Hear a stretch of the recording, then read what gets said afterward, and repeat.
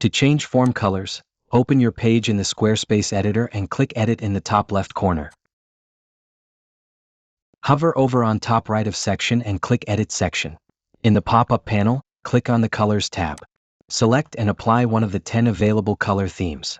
To change form colors of the current theme, click on the pencil icon. Scroll down or press Ctrl+F and type Form to jump directly to its settings.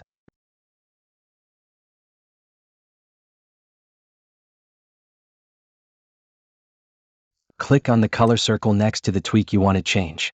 In the pop-up box, select Custom instead of Palette. Move the sliders to choose a specific suitable color. Alternatively, from the drop-down menu on the bottom left of the box, select Hex instead of RGB or HSL. Paste your desired hex code into the input slot. To apply color, click the mouse on empty space at top of Settings. Click Save in the top left corner when finished. Before we conclude the video tutorial, take a look at our custom theme. Get professional WCAG-Passed Squarespace colors for every block, completely free on our website. Link in the description.